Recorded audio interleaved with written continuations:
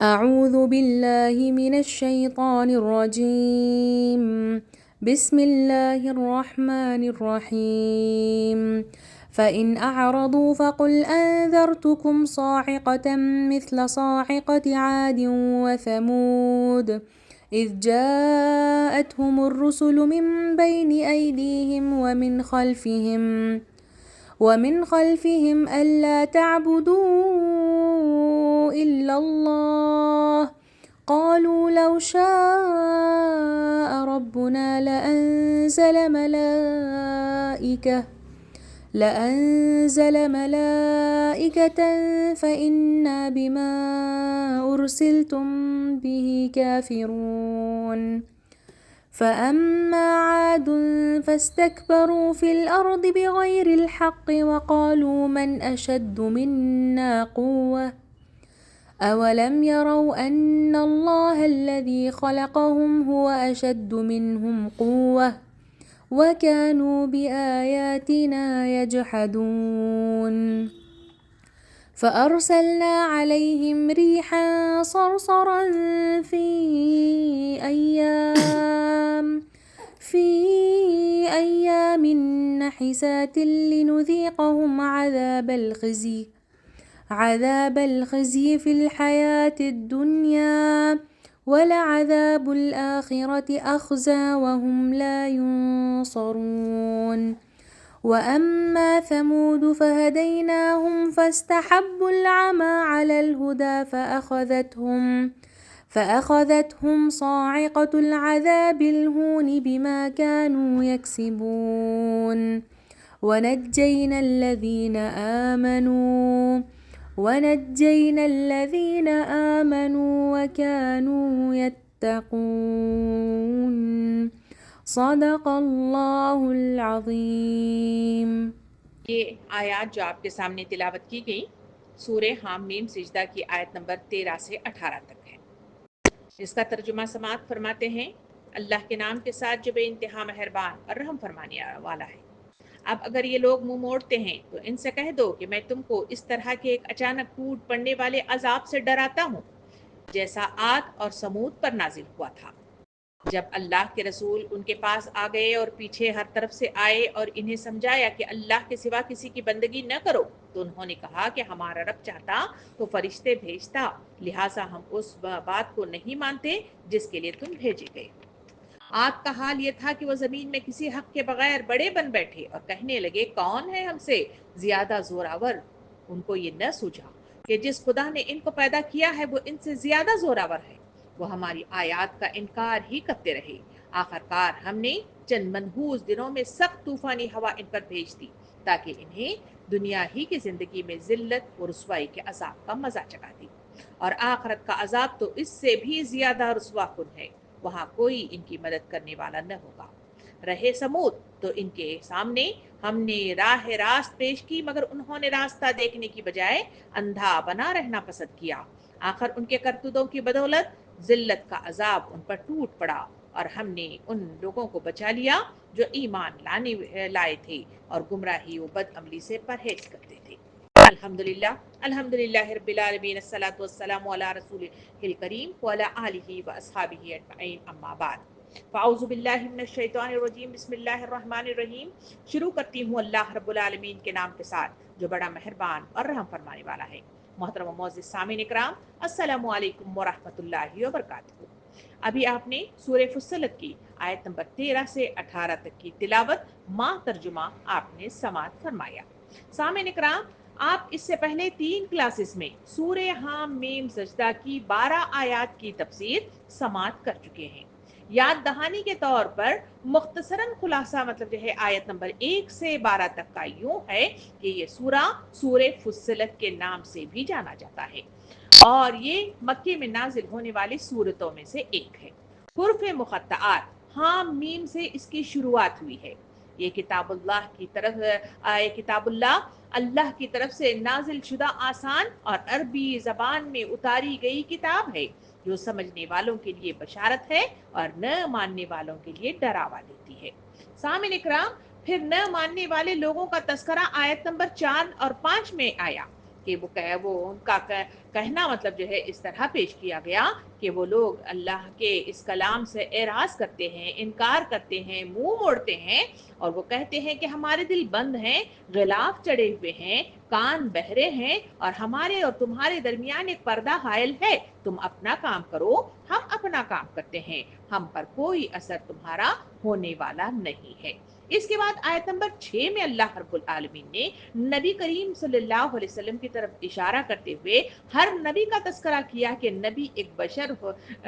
ہوتے ہیں، جس کا مطلب جو ہے ذکر تفصیل کے ساتھ آیا۔ جو لوگ نبی کی بات مانتے نہیں ہیں اور ڈھیٹ اور سرکش ہو گئے ہیں، ان کے لیے ہلاکت کا اس آیت میں ذکر کیا گیا۔ پھر مطلب جو ہے آگے بڑھتے ہوئے اگلی آیت میں مطلب جو ہے بات یہ آئی کہ جو زکوٰۃ نہ دینے والے لوگ ہیں، آخرت کے منکر ہیں، ان کے لیے ہلاکت ہے، اور جو لوگ ماننے والے ہیں، عمل صالح اختیار کرنے والے ہیں، ان کے لیے نہ ختم ہونے والا اجر عظیم ہے۔ سامعین اکرام، آیت نمبر 9 سے 12 تک کا خلاصہ یہ ہے کہ ان آیات میں ان لوگوں کو مخاطب کیا گیا جو کفر کرتے ہیں، دوسروں کو ہمسر ٹھہراتے ہیں، ان کو زمین کی تخلیق کی مثال دی گئی کہ اللہ وہ ہے جو زمین کو 2 دنوں میں پیدا کیا، 2 دنوں میں آسمان کو آراستہ کیا، اور 2 دنوں میں قیامت تک آنے والے لوگوں کا خوراک کا انتظام کر دیا گیا۔ اور اللہ نے بتلایا کہ یہ زمین اور آسمان کو دیکھو، یہ دونوں مطلب جو ہے تو ہن و کر ہن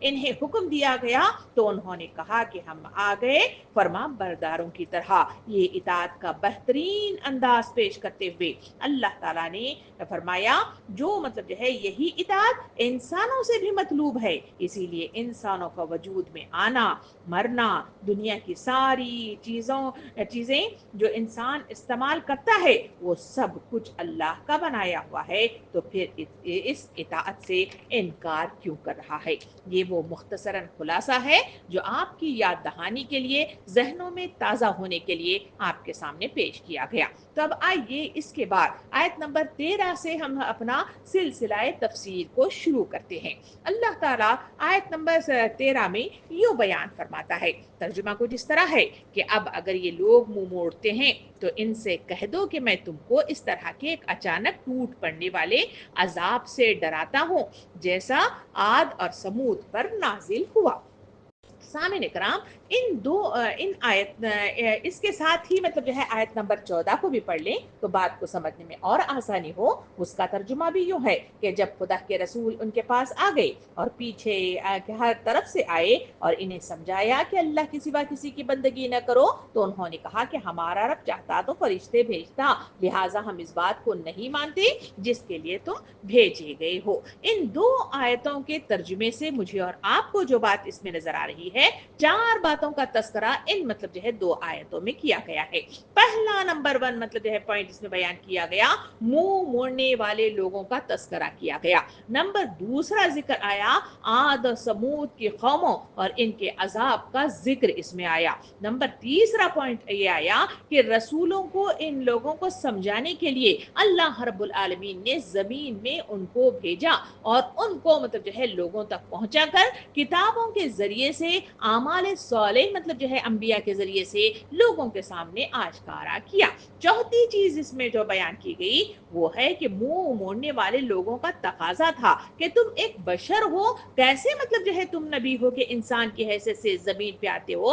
اگر فرشتے آتے تو کچھ بات ہوتی، اور پھر ان کا صاف صاف انہوں نے انکار کر دیا۔ یہ 4 مطلب جو ہے نکات کے ساتھ یہ دونوں آیتیں مجھے اور آپ کو مخاطب کرتی ہیں۔ تو آئیے سب سے پہلے آیت نمبر 13 کے پہلے مطلب جو ہے حصے کی طرف چلیں، جس میں اللہ رب العالمین نے ارشاد فرمایا کہ اب اگر یہ منہ موڑتے ہیں۔ سامعین کرام، آیت 13 کی ابتدا میں مطلب جو ہے یہ بات رکھی گئی کہ جو لوگ منہ موڑتے ہیں۔ سامعین کرام، منہ موڑنا یعنی دین حق سے اعراض اور انکار کرنا ہے۔ قرآن و سنت میں ایک سخت جرم اس کو قرار دیا گیا ہے۔ اللہ تعالیٰ نے قرآن مجید کے اندر بارہا مطلب جو ہے اس اعراض و انکار کرنے والوں کی مذمت مطلب جو ہے کی گئی ہے اور ان کے انجام سے ڈرایا گیا ہے۔ جہاں اعراض کا ذکر آ رہا ہے، جہاں منہ موڑنے کا تذکرہ کیا جا رہا ہے، اس کا مطلب ہے حق بات کو سننے، ماننے یا عمل کرنے سے انکار کر دینا یا جان بوجھ کر دینی رہنمائی سے روح گردانی کرنا دراصل منہ موڑنا ہے۔ سورہ فصلت آیت نمبر 13 میں منہ موڑنے والوں کو عاد اور سمود کے عذاب کی طرف اشارہ کر کے ان کو مطلب باقاعدہ طور پر آگاہ کیا گیا، تم اگر منہ موڑتے ہو، تم اگر بات کو سننے سے اعراض برتتے ہو تو جان لو کہ پچھلی مطلب جو ہے جو قومیں، جو بڑی مطلب جو ہے قومیں تھی، وہ عاد اور سمود ہیں، ان کو ہم نے صفائے ہستی سے مٹا کر رکھ دیا۔ اس مثال کے ساتھ لوگوں کی آنکھیں مطلب جو ہے کھولنے کا جو انداز ہے اس آیت کے ذریعے سے ہمارے سامنے آتا ہے۔ سامعین اکرام، منہ موڑنے کا جہاں ذکر کیا گیا ہے قرآن مجید میں باقاعدہ طور پر اسے سخت جرم قرار دیا گیا ہے، اور اسی وجہ سے مجھے اور آپ کو سمجھنے کے لیے اس آیت کو سامنے رکھتے ہوئے قرآن مجید کی دوسری آیات پر بھی مطلب ایک نظر ڈالنی چاہیے تاکہ بات کو سمجھنے میں میرے اور آپ کے لیے آسانی ہو جائے۔ سورہ طٰہٰ آیت نمبر 124 میں اللہ رب العالمین ارشاد فرماتا ہے، ترجمہ کچھ اس طرح ہے، اور جو میری یاد سے منہ موڑے گا اس کے لیے دنیا میں تنگ زندگی ہوگی اور قیامت کے دن ہم اسے اندھا اٹھائیں گے۔ سامعین اکرام، اس آیت میں منہ موڑنے والوں کے لیے دنیا کی بے برکتی، پریشانی اور آخرت کا اندھا پن بتایا گیا ہے۔ اسی طرح سورہ زمر آیت نمبر 45 میں بھی منہ موڑنے والوں کا ذکر کرتے ہوئے اللہ رب العالمین ارشاد فرماتا ہے، ترجمہ کچھ اس طرح ہے کہ جب اکیلے اللہ کا ذکر کیا جاتا ہے تو آخرت پر ایمان نہ رکھنے والوں کے دل کڑنے لگتے ہیں، اور جب ان کے اس کے سوا دوسروں کا ذکر ہوتا ہے تو یکا یک وہ خوشی سے کھل اٹھتے ہیں۔ سامعین اکرام، یہ آیت منہ موڑنے والوں کی دلچسپی اور ان کا انداز جو آج ہمارے اپنے معاشرے میں بھی نظر آتا ہے اس کی عکاسی کرتی ہے۔ دنیا کا مشکل جو دو مطلب طرح کے لوگ اس دنیا میں رہتے ہوئے نظر آتے ہیں، تین طرح کے لوگ نظر آتے ہیں۔ ایک ہے مشرک یعنی کفار جو باقاعدہ طور پر انکار کرنے والے لوگ ہیں، دوسرے وہ مسلمان جو اللہ کو مانتے تو ہیں مگر بدقسمتی سے اولیاء، پیر، مرید کو بھی ساجی مطلب جو ہے گردانتے ہوئے وہ مطلب جو ہے ان کو ہم نوا ٹھہراتے ہیں۔ تیسرے وہ لوگ جو اللہ کے آگے مطلب جو ہے سر تسلیم خم کر دیتے ہیں، جنہیں مطلب جو ہے مومنین کے نام سے قرآن مجید انہیں یاد کرتا ہے۔ رہ گئے کفار کا جہاں تذکرہ کیا جاتا ہے اس آیت کے ذریعے سے، ان کا ایسے مطلب جو ہے مشرکین جو ذوق رکھنے والے مشرک ہیں، وہ لوگ تو مطلب جو ہے ایسے ہی ہیں کہ وہ مطلب جو ہے اپنے باپ دادا کے جو سلسلہ مطلب چلا رہا ہے اسی کے سامنے رکھتے ہوئے اپنی زندگی کو چلاتے ہیں۔ قرآن مجید حضرت ابراہیم علیہ السلام کی مثال دیتا ہے، موسیٰ علیہ السلام کی مثال دیتا ہے، جس میں حضرت ابراہیم علیہ السلام نے بتوں کے گردنوں کو کاٹ کر صرف مطلب بڑے بت کے گلے پر کلہاڑی رکھ کر اس وقت کے نمرود کے ساتھ مطلب جو ہے للکار کر بتایا تھا کہ اس کو مارنا کون، تو کہا گیا تھا اسی بت نے۔ ان کے دماغ کو دلیل دی گئی اور اس دلائل کے ذریعے سے وہ جان گئے تھے کہ یہ بے جان بت ہیں، یہ مطلب جو ہے نہ یہ کام کر سکتے ہیں، نہ کھا پی سکتے ہیں، نہ سن سکتے ہیں، مگر پھر بھی انہوں نے اس بات کو ماننے کی بجائے باقاعدہ طور پر الاؤ تیار کرتے ہوئے ابراہیم علیہ السلام کو اس آگ میں پھینک دیا تھا۔ اسی طرح حضرت موسیٰ علیہ السلام کی مثال قرآن مجید میں آتی ہے کہ فرعون کے سامنے جب حق کا پیغام لے کر وہ وہاں پہنچے تو اس نے پوچھا تھا کون ہے تمہارا خدا، تو اس وقت حضرت موسیٰ علیہ السلام نے مطلب جو ہے ارشاد فرمایا، کہا کہ وہ خدا جو مشرق سے سورج کو نکالتا ہے اور مغرب میں اس کو غروب کرتا ہے، اگر تم طاقت رکھتے ہو تو مغرب سے مطلب جو ہے اس سورج کو نکالو اور مشرق میں اس کو مطلب جو ہے غروب کرو۔ سامعین اکرام، اس وقت بھی عقلوں کو مطلب جو ہے دلیل کے طور پر پیش کرتے ہوئے عقلی دلائل کے ساتھ ان کے عقلوں پر مطلب جو ہے کوڑا برسایا گیا تھا، مگر اس کے باوجود بھی فرعون نے مطلب جو ہے اس بات کو تسلیم کرنے سے انکار کرتا رہا، انہیں جادوگر مطلب جو ہے مجنون قرار دیتے ہوئے پھر اس کی بات کو تسلیم کرنے سے انکاری رہا۔ یہ ہے مشرکین کا انداز جو ہمارے سامنے آتا ہے۔ رہ گیا ہے دوسرا گروہ جو مسلمانوں کا مطلب جو ہے جو انداز ہے۔ اللہ رب العالمین ایسے لوگوں کا بھی ذکر مطلب جو ہے اسی آیت کے ذریعے سے میرے اور آپ کے سامنے کھول کر رکھتا ہے۔ وہ مسلمان جو بدقسمتی سے اولیاء پیر کو ساجی ٹھہرانے والے لوگ ہیں، ان میں سے ان کی تصویر کشی اس آیت ہی کے ذریعے سے ہمارے سامنے آتی ہے۔ جو منہ موڑنے والے لوگ ہیں، زبان سے کہتے ہیں کہ ہم اللہ کو مانتے ہیں، جب اللہ کا ذکر کرنے والی محفلیں مطلب جو ہے ہمیں نظر آتی ہیں وہ خالی ہیں، مساجد خالی نظر آتے ہیں۔ سامعین کرام،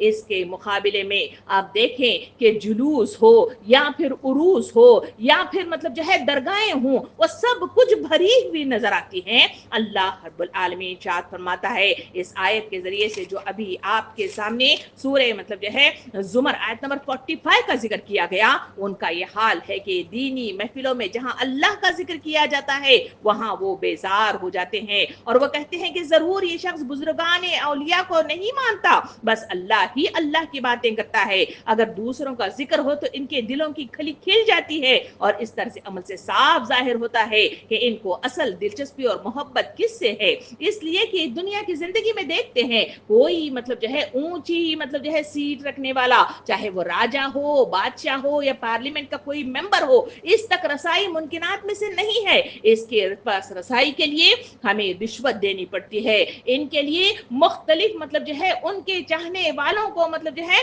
منوانا پڑتا ہے، ان کو مطلب جو ہے ساتھ لینا پڑتا ہے، تبھی کہیں جا کر رسائی ممکن ہوتی ہے۔ یہی قانون وہ سمجھتے ہیں اللہ رب العالمین کے ساتھ بھی ہے، اسی وجہ سے یہ معاملہ کرتے ہیں اور اسی لیے وہ مطلب جو ہے انکاری ہوتے ہیں۔ علامہ لوسی روح المعانی میں ایک تجربہ مطلب جو ہے اس طرح لکھتے ہیں کہ ایک روز میں نے دیکھا کہ ایک شخص اپنی کسی مصیبت میں ایک وفات یافتہ بزرگ کو مدد کے لیے پکار رہا تھا۔ میں نے کہا کہ اللہ کے بندے، اللہ کو پکار۔ میری یہ بات سن کر وہ مطلب جو ہے غصہ آور ہو گیا اور بعد میں لوگوں نے مجھے بتلایا کہ وہ کہتا ہے کہ یہ شخص اولیاء کا منکر ہے، اور بعض لوگوں نے اس کو یہ کہتے بھی سنا کہ اللہ کی نسبت ولی جلدی سن لیتے ہیں۔ اسی بات کو مزید آگے بڑھاتے ہوئے اسی منہ موڑنے والوں کا ذکر سورہ انعام آیت نمبر 26 میں بھی اللہ رب العالمین یوں کرتا ہے، ترجمہ کچھ اس طرح ہے، اور انہوں نے کہا کہ ہمارے پاس تمہارے رب کی طرف سے کوئی نشانی کیوں نہیں آئی، تم لوگ تو ضرور بڑی گمراہی میں ہو۔ سامعین کرام، یہ آیت اس بات کو ظاہر کرتی ہے کہ لوگ جو حق سے منہ موڑتے ہیں ہر زمانے میں مسلسل نئی نشانیاں اور معجزے طلب کرتے ہیں، حالانکہ اللہ کی طرف سے آ چکی حقیقت کو تسلیم کرنا ضروری ہے اور کافی ہے۔ اسی بات کو نبی کریم صلی اللہ علیہ وسلم نے اپنی حدیث مبارکہ میں یہ ارشاد فرمایا کہ قرآن کو مضبوطی سے تھامے رہو اور جو اس سے اعراض کرے گا وہ گمراہ ہو جائے گا۔ دوسری حدیث قدسی میں یوں آتا ہے کہ نبی کریم صلی اللہ علیہ وسلم نے ارشاد فرمایا کہ اللہ تعالیٰ یوں ارشاد فرماتا ہے کہ اے میرے بندے، جب تو مجھے یاد کرتا ہے میں بھی تجھے یاد کرتا ہوں، لیکن اگر تو منہ موڑے تو میں بھی تجھے بھلا دیتا ہوں۔ سامعین اکرام، اسی بات کو ہمارے مطلب جو ہے ائمہ کرام امام ابن قیم رحمۃ اللہ علیہ یوں اس بات کا تذکرہ یعنی منہ موڑنے والے لوگوں کا تذکرہ کرتے ہوئے یوں مطلب جو ہے کوٹیشن دیتے ہیں، وہ کہتے ہیں کہ جو اللہ کا ذکر اور قرآن سے منہ موڑتا ہے وہ دنیا میں بھی ناکام ہوتا ہے اور آخرت میں بھی خالی ہاتھ رہ جاتا ہے۔ شیخ عبد القادر جیلانی رحمۃ اللہ علیہ فرماتے ہیں جو شخص دین سے منہ موڑے وہ خود کو ہلاکت میں ڈال رہا ہے، کیونکہ رب سے اعراض ہلاکت کا راستہ ہے۔ سامعین کرام، یہ ہے منہ موڑنے والوں کا انجام، اور یہ ہے وہ انداز جو قرآن مجید میں مختلف مطلب جو ہے آیات کریمہ کے ذریعے سے ہمارے سامنے اس کو مطلب جو ہے بیان کیا گیا اور اس کی مذمت کی گئی کہ منہ موڑنے والے لوگ نقصان اٹھانے والے ہیں، اللہ سے دور ہو جانے والے ہیں، عذاب کا شکار ہو جانے والے ہیں، دل کی تنگی میں مبتلا ہو جانے والے ہیں، دل کی سختی میں مبتلا ہو جانے والے ہیں اور دنیا میں ہلاکت کا باعث بن جاتے ہیں۔ سامعین کرام، اسی منہ موڑنے والوں کے تذکرے کے ساتھ آیت نمبر 13 میں مزید آگے مطلب جو ہے اللہ تعالیٰ یوں ارشاد فرماتا ہے تو ان سے کہہ دو کہ میں تم کو اس طرح کے ایک اچانک ٹوٹ پڑنے والے عذاب سے ڈراتا ہوں جیسا عاد اور سمود پر نازل ہوا تھا۔ سامعین کرام، یہاں مطلب جو ہے اللہ رب العالمین نے واضح طور پر اس آیت کے سیکنڈ ٹکڑے کے ساتھ ہمارے سامنے وضاحت کر دی، یعنی اس بات کو جو لوگ نہیں مانتے خدا اور معبود بس وہی ایک ہے، جس نے یہ زمین اور ساری کائنات بنائی ہے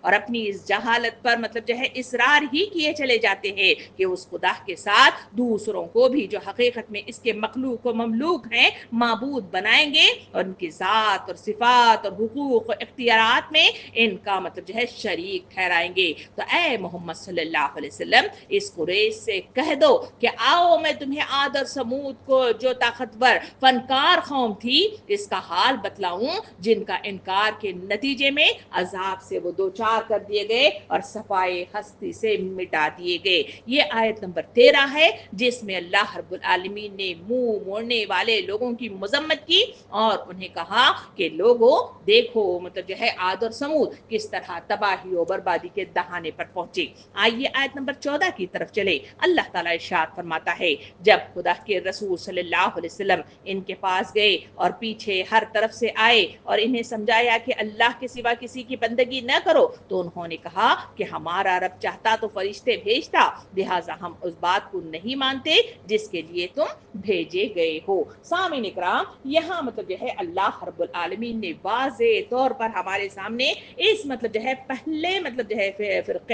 فقرے یعنی مطلب جو ہے اللہ کے رسول ان کے پاس آئے اور پیچھے سے بھی آئے، اس کے بھی مطلب جو ہے کئی مطالب نکل سکتے ہیں۔ اس کے ذریعے سے اللہ تعالیٰ پہلے مطلب جو ہے مطلب کو لیں تو یوں بیان کرتا ہے وہ یہ ہے کہ ان کے پاس رسول کے بعد رسول آتے رہے۔ دوسرا اس کا مطلب یہ ہے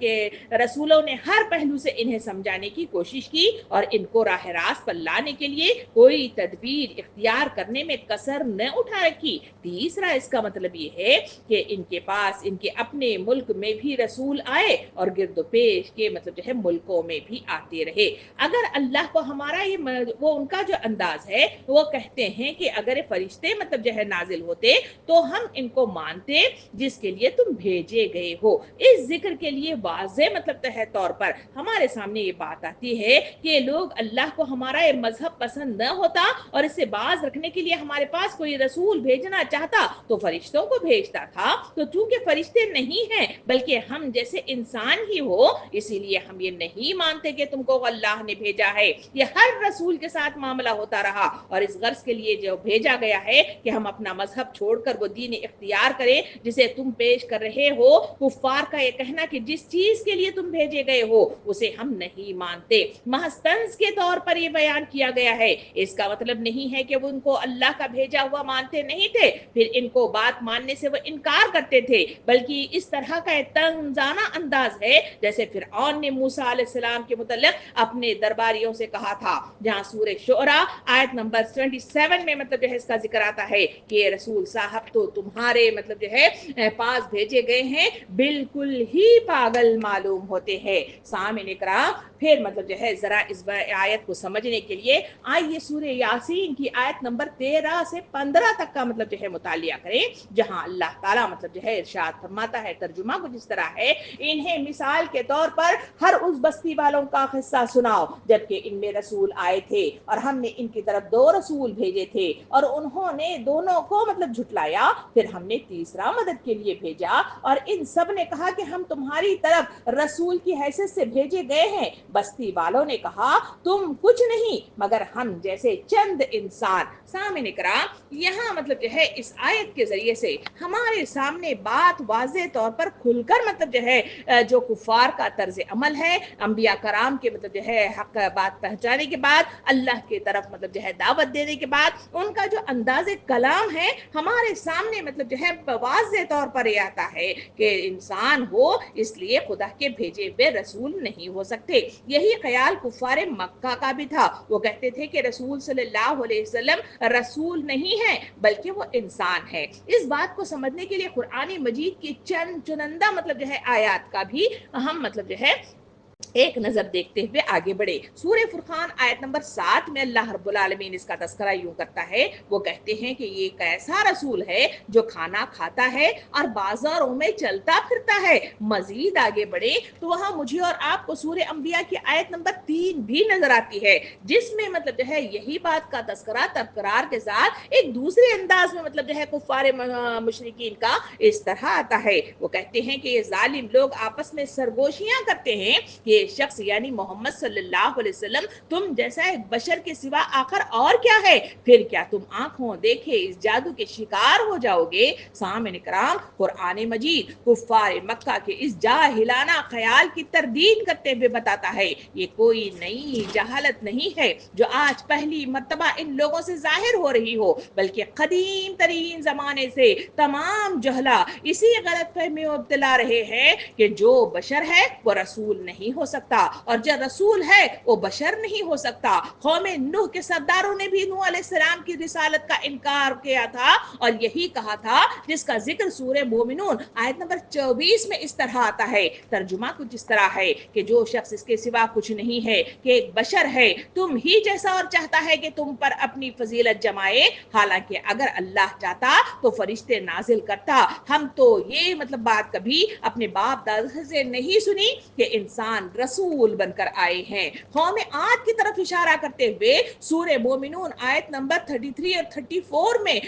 ہود علیہ السلام کی طرف مخاطب کرتے ہوئے اس وقت کے کفار نے بھی مخاطب ہو کے ان سے یوں ارشاد کہا تھا جس کا ذکر آتا ہے سورہ مومنون 33 اور 34 کے اندر۔ ترجمہ کچھ اس طرح ہے یہ شخص کچھ نہیں ہے مگر ایک بشر تم ہی جیسا، کھاتا ہے وہی کچھ جو تم کھاتے ہو اور پیتا ہے وہی کچھ جو تم پیتے ہو۔ اب اگر تم نے اپنے ہی جیسے ایک بشر کی اطاعت کر لی تو تم بڑے گھاٹے میں رہے۔ قوم سمود کی طرف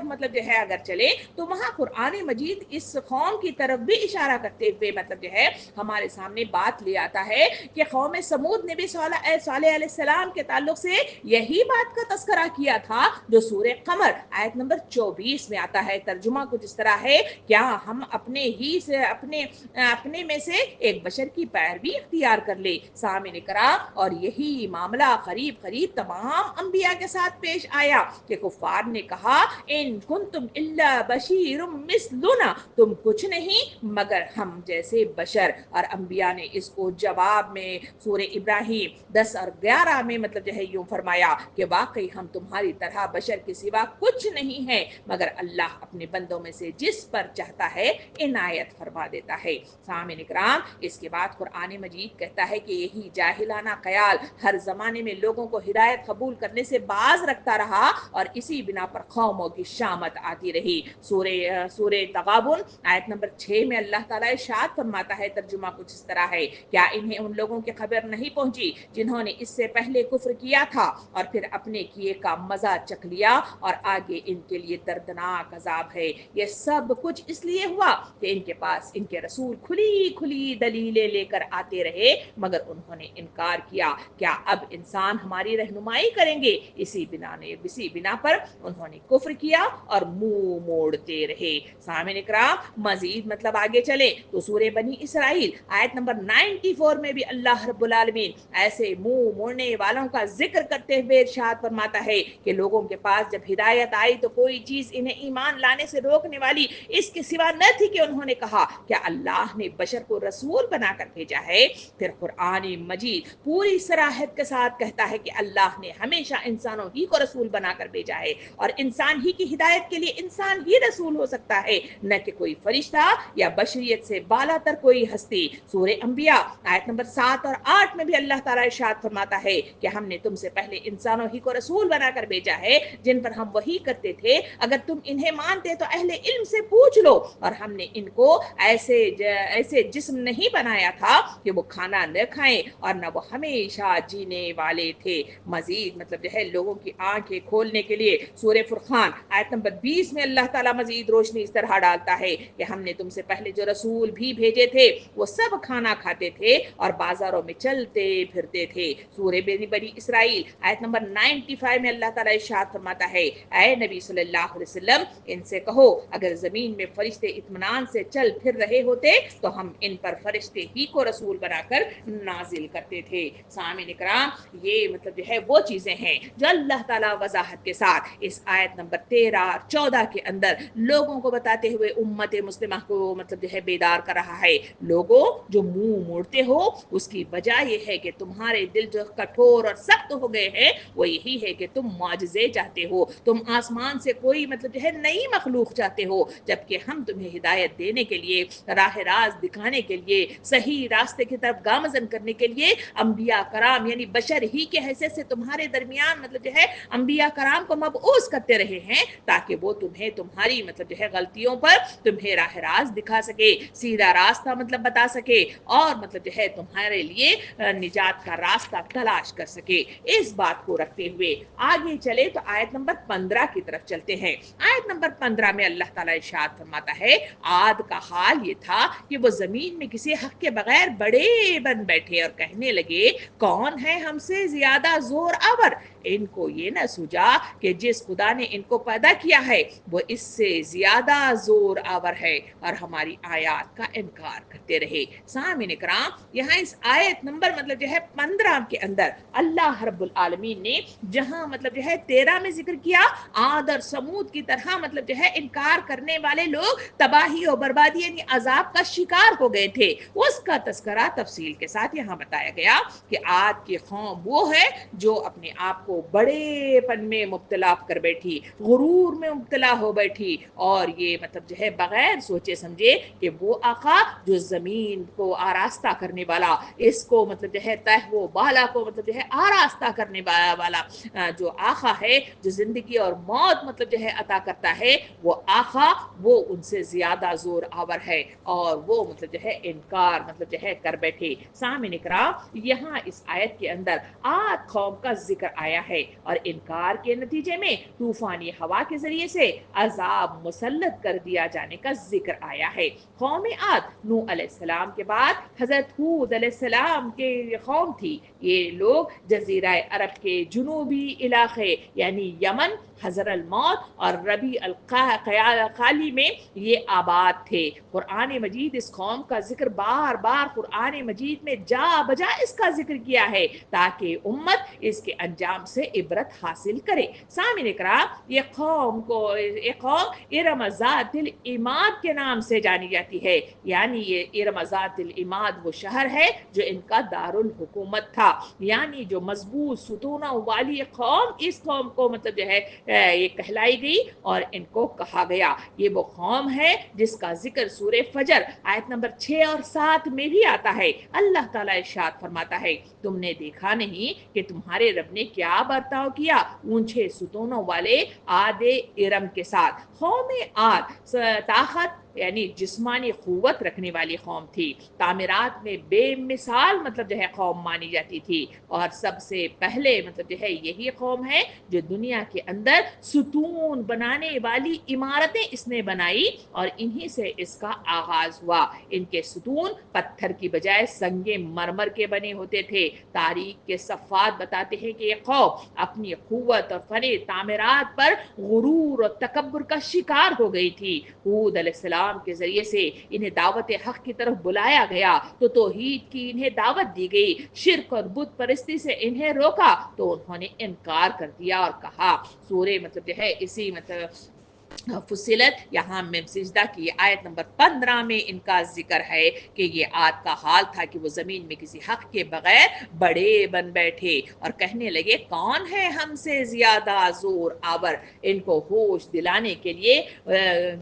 یہ جو سمجھ بیٹھے تھے غرور اور تکبر میں کہ ہمیں کوئی مٹا نہیں سکتا, ہمیں کوئی ختم نہیں کر سکتا, ہم پر کوئی حاوی نہیں ہو سکتا, ہم بڑی قوت والے لوگ ہیں, اور اپنی بڑائی کے ذم میں مبتلا ہو گئے تھے. تو اللہ رب العالمین نے ان پر عذاب مطلب جو ہے بھیج دیا, جس کا ذکر اس مطلب جو ہے آیت میں کیا گیا ہے کہ چند منحوس دنوں میں سخت طوفانی ہوا ان پر بھیج دی گئی. سامعین اکرام اس مطلب جو ہے عذاب سے پہلے ان کو ہوش میں لانے کے لیے تاریخ کے صفحات بتاتے ہیں کہ مسلسل 3 سال تک بارش مطلب ان کے علاقے میں نہیں ہوئی, جس کی بنا پر قحط اور خشک سالی سے یہ لوگ پریشان ہو اٹھے. انہوں نے حق کی طرف اس وقت رجوع کرنے کی بجائے وہ پھر بھی اپنے ہی مطلب جو ہے ذم میں وہ مبتلا رہے اور پھر انکاری ہی رہے. آخرکار اللہ رب العالمین نے سخت طوفانی ہوا بھیجی. اس ہوا کے ذریعے سے بتایا جاتا ہے کہ بادل گھر آئے آئے اور آسمان پر دیکھے جانے لگے.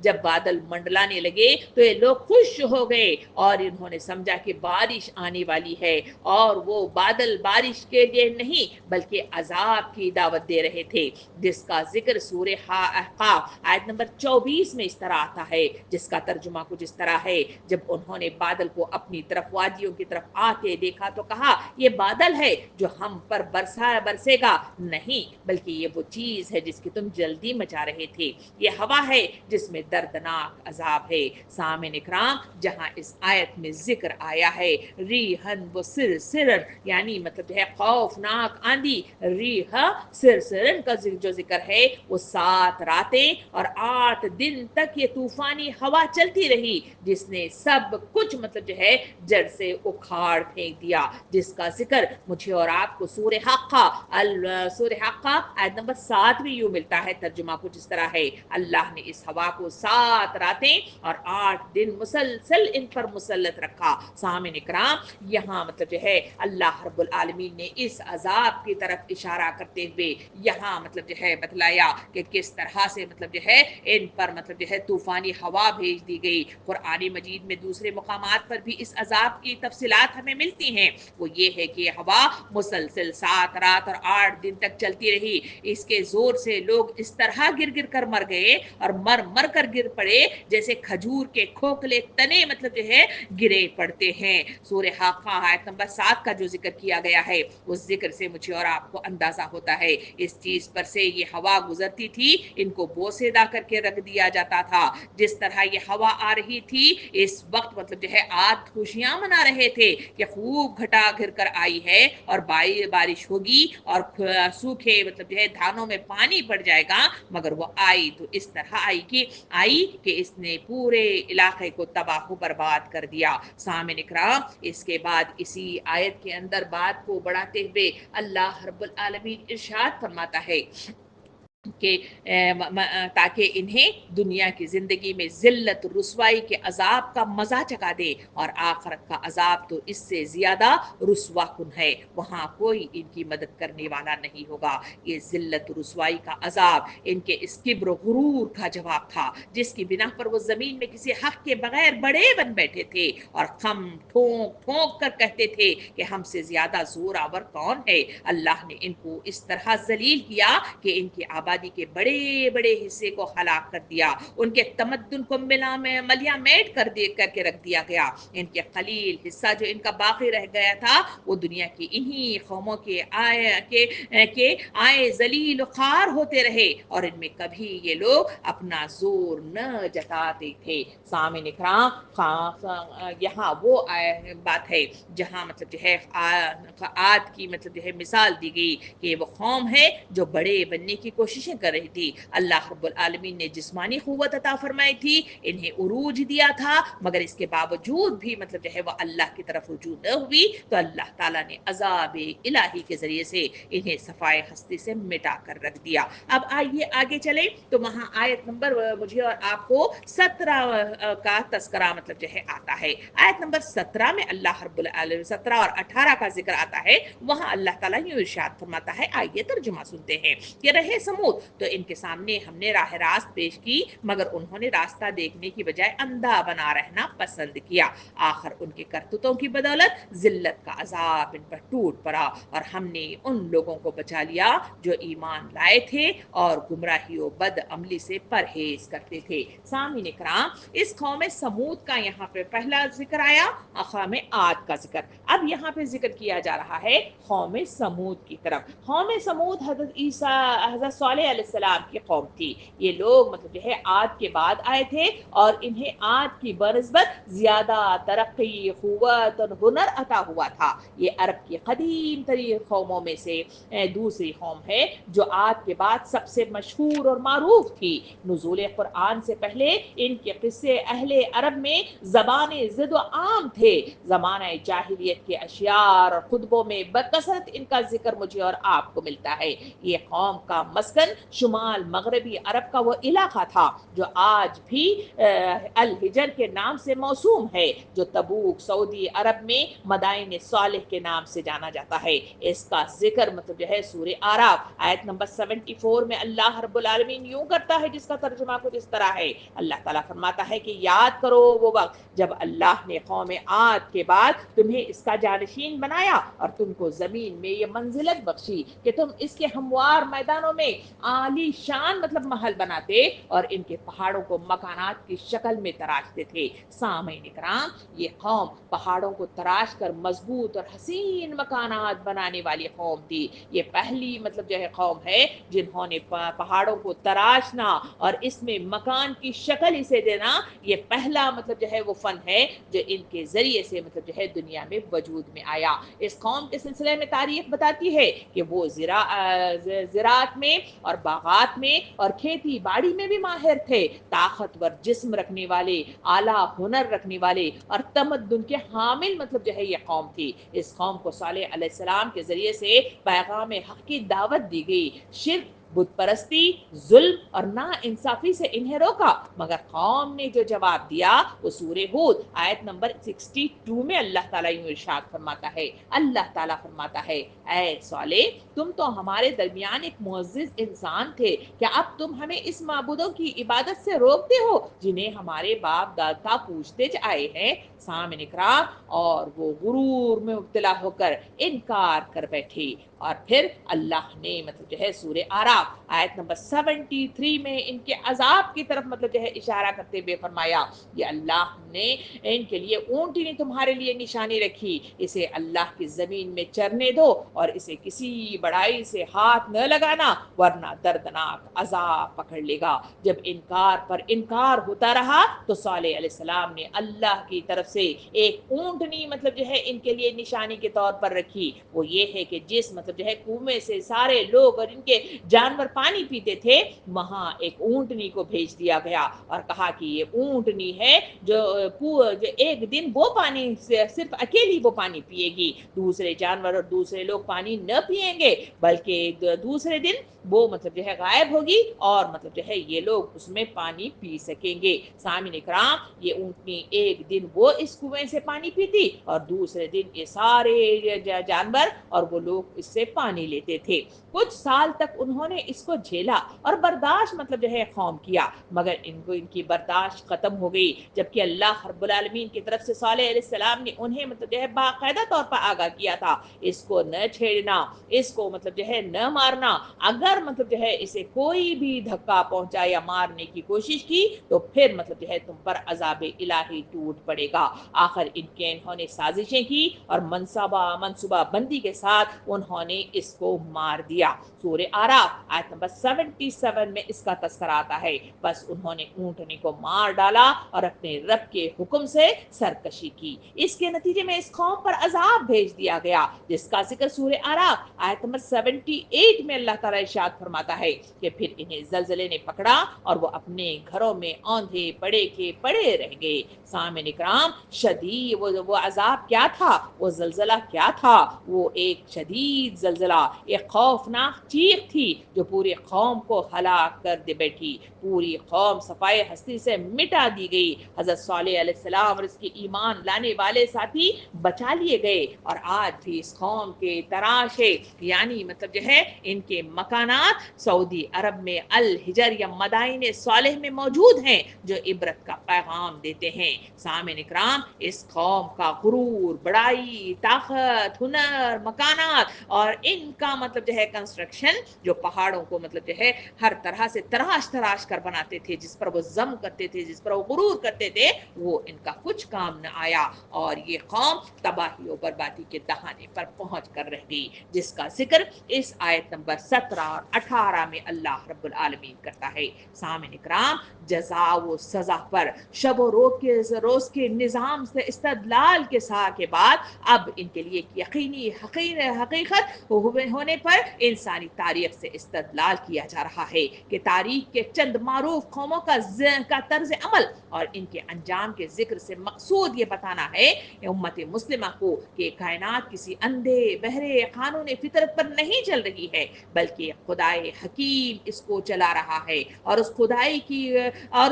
کی خدائی میں صرف ایک وہی قانون کار فرما نہیں ہے جسے تم قانون فطرت سمجھتے ہو، بلکہ یہ قانون اخلاق بھی کار فرما ہے جس کا لازمی تقاضا مکافات عمل اور جزا و سزا ہے۔ اس قانون کی کار فرمائی کے آثار خود اس کی دنیا میں بار بار ظاہر ہوتے رہے ہیں، جو عقل رکھنے والوں کو یہ بتاتے ہیں کہ سلطنت کائنات کا مزاج کیا ہے۔ یہاں جن قوموں نے بھی آخرت سے بے فکر اور خدا کی جزا و سزا سے بے خوف ہو کر اپنی زندگی کا نظام چلایا، وہ آخرکار فاسد اور مفسد بن کر رہے، اور جو قوم بھی اس راستے پر چلی اس پر کائنات کے رب نے آخرکار عذاب کا کوڑا برسا دیا۔ انسانی تاریخ کا یہ مسلسل تجربہ دو باتوں کے واضح شہادت دے رہا ہے، ایک یہ ہے کہ آخرت کا انکار ہر قوم کو بگاڑنے اور بلا آخر تباہی کے غار میں ڈھکیل دینے کا موجب ہوا ہے، اسی لیے آخرت فی الواقع ایک حقیقت ہے جس سے ٹکرانے کا نتیجہ وہی ہوتا ہے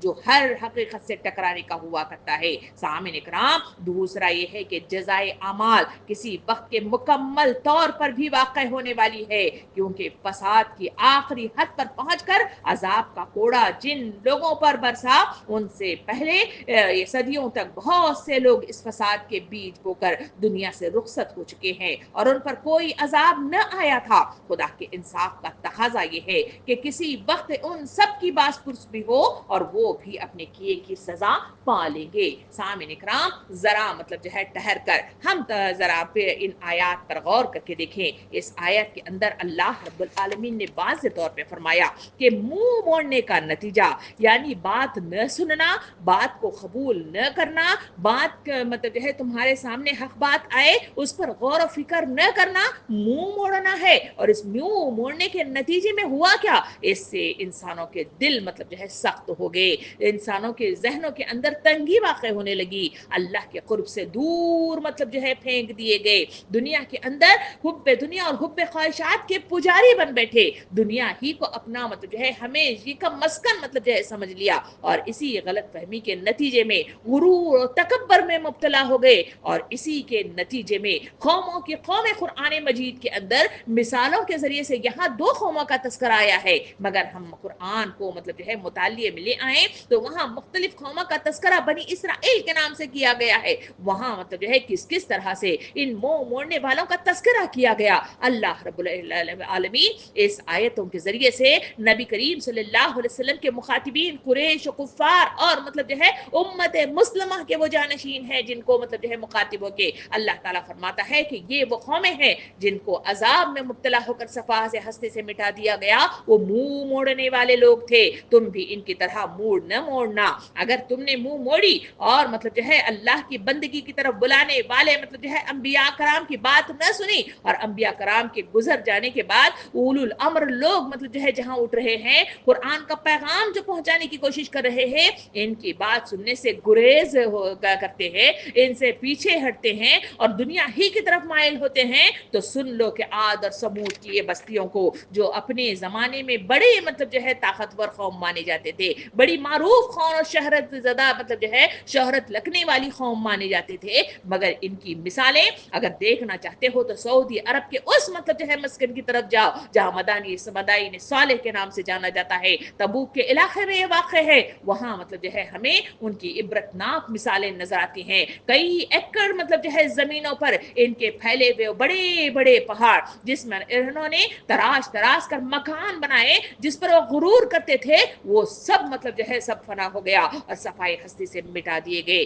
سامعین اکرام، ان آیات کو سامنے رکھنے کے بعد جو پیغام، جو سبق مجھے اور آپ کو جو ان آیات سے ملتا ہے وہ یہ ہے کہ اللہ کی بات کو سننا، سمجھنا اور اطاعت کا شیوا اختیار کرنا میری اور آپ کی آخرت کی جو ہے کامیابی ہے اور جنت کا انعام پانے میں اہم ترین حصہ ہے، اسی کے نتیجے میں اللہ کا قرب میسر آتا ہے اور اس میں ہمیشہ کی زندگی جو ہمیں منتقل ہو کر جو ہے جو اللہ رب العالمین کے پاس موجودگی کی وہ زمین ہے، وہاں مجھے اور آپ کو آسائشیں ملے گی، جو جنت کی شکل میں ایسے انعام ملیں گے جو کسی آنکھ نے نہیں دیکھا، جو کسی کان نے نہیں سنا، جو کسی ذہن نے تصور نہیں کیا، جو کسی زمان نے بیان نہیں کیا، ایسی بیش بہا انعام مجھے اور آپ کو ملے گا۔ یہ صرف ان لوگوں کے لیے ہے جو اطاعت کا شیوا اختیار کرتے ہیں۔ اسی کا ذکر تو مطلب جو ہے ہم نے دیکھا کہ آیت نمبر مطلب جو ہے 12 میں اس کا ذکر کیا گیا کہ مطلب جو ہے وہاں کہا گیا کہ زمین اور آسمان کو دیکھو، جب ہم نے اسے بنایا اور پھر مطلب جو ہے کہا جا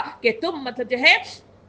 اپنے مطلب جو ہے وجود میں آ جاؤ، تو انہوں نے فوراً مطلب زمین آسمان نے مطلب جو ہے اطاعت کا شیوا اختیار کرتے ہوئے کہا کہ ہم آ گئے فرما برداروں کی طرح۔ یہ وہ طریقہ ہے جو اسوائے ابراہیم بھی ہے، یہ وہ طریقہ ہے جو تمام انبیاء کرام کا طریقہ دعوت ہے اور طریقہ مطلب جو ہے رجوعیت ہے۔ سامعین اکرام، یہ وہ طریقے کو اپنانا میری اور آپ کی کامیابی ہے۔ سوچئے، غور و فکر کیجئے، ان آیات کو سامنے رکھ کر اپنے اپنے اعمال کا جائزہ لیجئے اور سوچئے کہ کیا میرا اور آپ کا مطلب جو ہے انداز اور اطاعت شعار مطلب جو ہے ہمارا مطلب جو ہے شیوا اطاعت ہے یا پھر مطلب جو ہے روح گردانی ہے۔ آج معاشرے کو سامنے رکھ کر دیکھا جائے، اے محرم کا مہینہ بھی مطلب مجھے اور آپ کو ان آیات کو سامنے رکھ کر سمجھنے کے لیے آسانی ہے کہ آج اس محرم کے مہینے میں امت مسلمہ کہاں مطلب جو ہے بگاڑ کا شکار ہو گئی ہے، کہاں گمراہ کن راستوں میں گم ہو گئی ہے، کہاں مطلب جو ہے کس طرح سے تعزیے بٹھا بٹھا کر کس طرح سے مطلب جو ہے سنت رسول کو مطلب جو ہے پامال کرتی بھی نظر آ رہی ہے۔ تو کیا یہ شیوا مجھے اور آپ کو اللہ کا مقرب ترین بندہ بننے میں بندہ بننے میں مدد دیتا ہے، یا پھر مطلب جو ہے مجھے اور آپ کو یہی مطلب جو ہے منہ موڑنے والی قوموں کا جہاں ذکر کیا گیا ان عذابات کی دعوت دیتا ہے؟ سوچئے، غور و فکر کیجئے۔ اللہ رب العالمین سے دعا ہے کہ مجھے اور آپ کو سننے، سمجھنے، غور و فکر کرنے اور مطلب جو ہے ان آیات سے سبق لینے کی توفیق عطا فرمائے اور عاد اور سمود کی طرح کا رویہ اختیار کرنے سے ہمیں بچائے رکھے اور ہمارے لیے ذہنوں کو کھولنے والی تربیت عطا فرمائے۔ آمین۔ وآخر دعوانا ان الحمد للہ رب العالمین۔